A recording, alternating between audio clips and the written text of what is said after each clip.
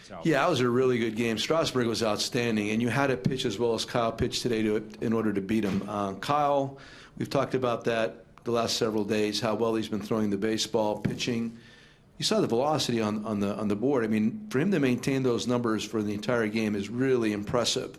And with that, that's why the changeup becomes an even better pitch at that point. So yeah, we took advantage of a mistake. Their third baseman's outstanding. We got lucky right there. But then again, the two strike knocks. KB and Riz both had their first 4 at bats combined, and then after that they come up with 2 big hits. Pretty spectacular. Mark. So you said you got lucky there. Yep. Having gone through this last year, do you need a certain amount of luck? Of course you do. Of course you do. You have to be able to capitalize because neither team, we made some plays. I mean, how about Javi's catch on that pop-up? I mean, you have to make plays. You can't give extra outs. And, fortunately, we did not do that tonight. You have to capitalize on mistakes if they're forthcoming, especially in a game like that. Now, there's some games like 9-8 tonight and all those other high-scoring games, maybe a little bit different. When pitchers are at the top of their game, you have to score on outs. You have to, make your own music somehow because it's very difficult. From the side, both those pitchers were unbelievable tonight. Strasburg with that changeup now.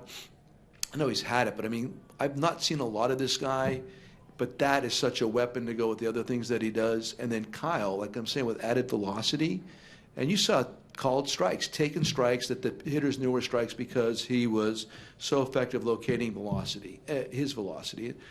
So yeah, you have to take advantage of mistakes under these circumstances. You mentioned before the game, hopefully you get a lead and then you can make your defensive changes in that sense of this game go according to plan.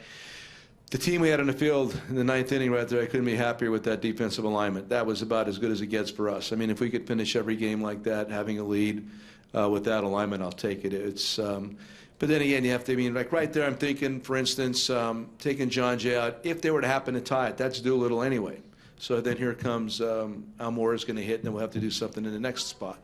So tonight was perfectly put for us in regard to that and the ability to finish the way we did. Martin in left, Almora and Jason, and then the infield. That's a warm fuzzy from the dugout, man. Go ahead, Mark. Joe, you talked yesterday about experience and knowing. When Strasburg's pitching that way, does that experience come into play in terms of your hitters not starting to chase and sort of try to do more than what they do? Yeah, I think some of our guys had really good at-bats. I thought Addison had great at-bats all night. I thought Jason Hayward had really good at-bats all night. It was actually the bottom of the batting order there. Schwarber first at-bat, really good. I think the knowing is that just keep going, boys. Just keep going. Look for that little thing to occur that you could jump in there. But then your pitcher has to be in line with what their guy, otherwise it doesn't matter. And so their guy was that good, so was our guy. And then eventually you just look for the opening. So great baseball game, obviously a great way for us to start here. The fans, for them, were totally into it from Jump Street. It was really an energized situation tonight. Joe, the crowd and yes, sir. Everything that was going on, you guys had to just hang in there.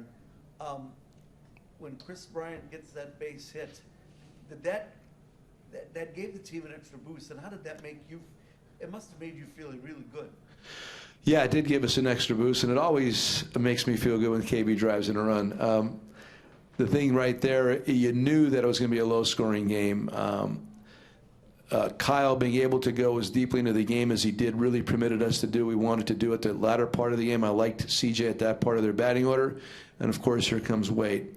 So anytime you could get that kind of a start, especially in the postseason, 7 innings strong, oh, my gosh, that makes everything different. Now, tomorrow we had guys warming up. Dunsing was up a couple times. Stropey was up a couple times. But that's just the nature of the beast in such a close game. Now you can't take anything for granted. You have to be ready for the next moment if it occurs. And the fortunate part is after tomorrow's game, there is a day off. David? So you've seen Kyle at his best a lot of times. How does this performance compare? So I've been talking about, like last year he was, obviously in the Cy Young discussion. This is as good as I've seen him. The last 2 or 3 starts. Why? Because the velocity's ticking up. He's actually hitting a lot of, I don't know how accurate their gun is. I don't know if it's a little bit hot or not. Sometimes I wonder. But if the gun was accurate, he hit as high as 91. He didn't pitch at 91. He probably pitched at 88, 87, which is good. And then he touches 89, 90, 91. But as a hitter, when he's able to do that with that movement, and then you have to honor that plus that, the changeup, it makes him even more effective. You can see his delivery, how well he repeated it pitch after pitch after pitch. He's such a technician mechanically. You know when you could tell, I mean, immediately when he's on top of that, meaning his mechanics. And I talk to him during the course of games often about whether he's on or off. And when he's on, I don't say anything, obviously. So you can see it from the side when everything's coming together. And he really gathered momentum, I think, about the fourth inning. He started feeling really good about himself. Okay. Joe in the back. Yes. Winning game, how much is that perspective from you about driving home field advantage? Well, you know, the thing about the playoffs, to me, it's I think it's overblown. Honestly, the home field advantage. Like last year, for instance, we did okay in Cleveland. It's this time of the year you're playing a lot of really good professional baseball players. Now, obviously the fans, a loud ballpark, which that was tonight, and we have a loud ballpark at home too.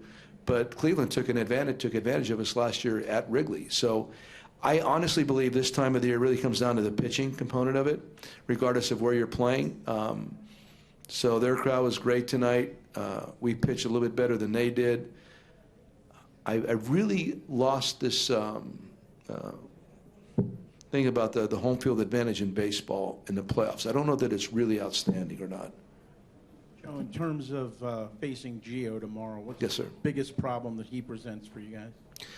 Well, you know, he's had a really good season, and he's very tough on lefties. He's extremely tough. We've had a couple guys with not very good numbers against him. So with Gio, a big thing about him for me historically is you really got to make him throw the ball over the plate. He's really into getting you to chase a little bit. So if we could really command our strike zones, that'd be probably the biggest thing we can do. He's very competitive, good guy. I've had conversation with him in the past. Very good, coming off. He's on a good season right now. I think from our perspective is to make him come into the zone. If we're chasing, he's going to have a real good night.